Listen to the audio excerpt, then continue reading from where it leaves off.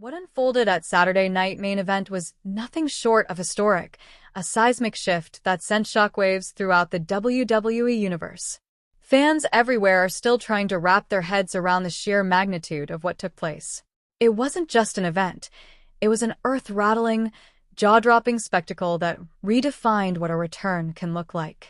The energy was palpable, the drama was unmatched, and the excitement has yet to die down. What triggered this explosion of passion and buzz? The return? No.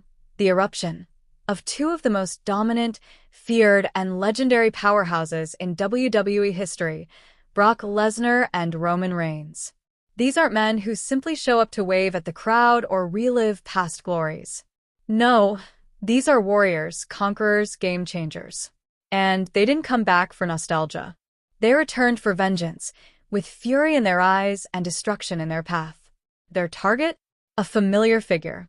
Someone who once stood by their sides, guiding their careers, plotting their dominance from behind the scenes, Paul Heyman. Once their trusted advisor, their advocate, their strategist. Now, the object of their wrath and betrayal.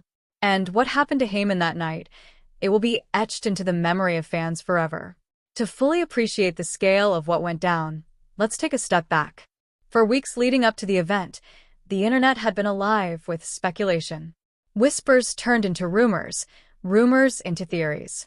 Fans shared images of Brock Lesnar with a longer beard, rugged features, and an expression that could send shivers down anyone's spine. He looked like a man preparing for war. Theories flooded forums and social media feeds. Was Lesnar preparing for a comeback? Was this the start of a new era for the Beast incarnate? WWE, known for dropping subtle clues before major shakeups, didn't deny the buzz. Then came the official announcement. Saturday Night Main Event, airing exclusively on Netflix at 5:30 a.m. on May 25, 2025. The match card was already filled with high-stakes showdowns and potential classics. But no one could have predicted the carnage and spectacle that was about to unfold.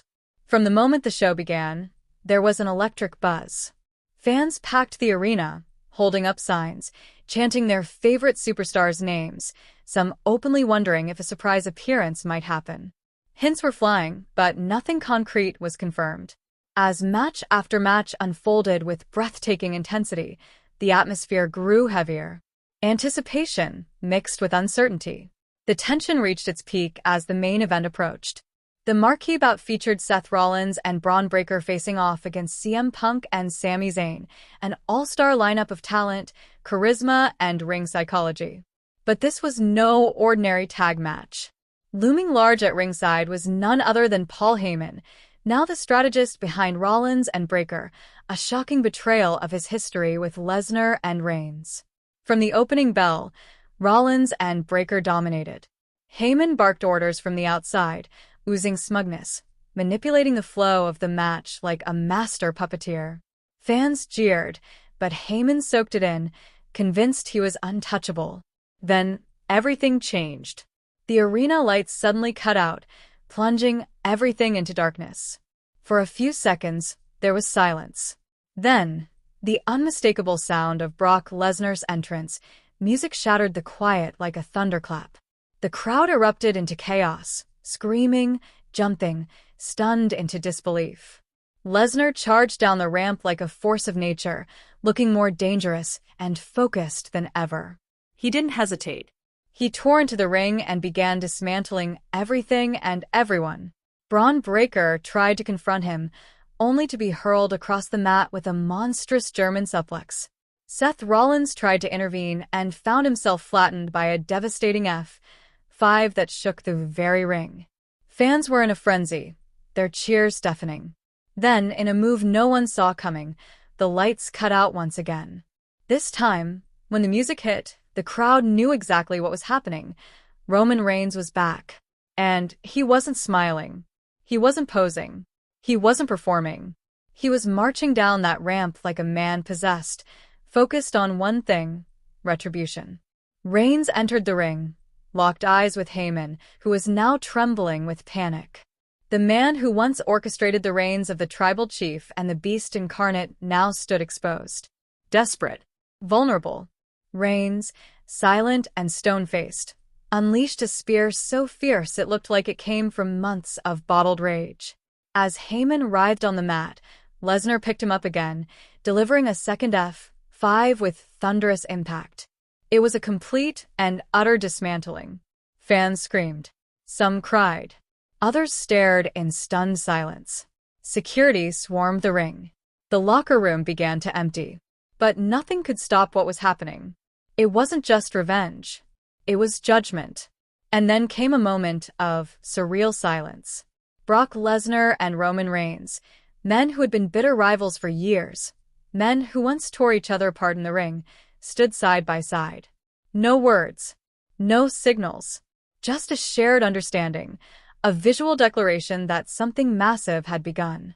The crowd began chanting, "This is awesome," over and over again.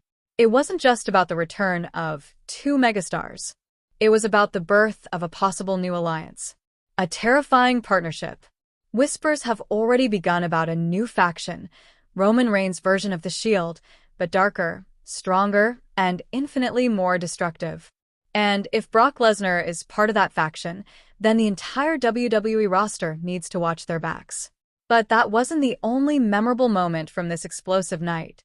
Earlier in the event, John Cena made his triumphant return to the ring in a match filled with heart and humor against R-Truth.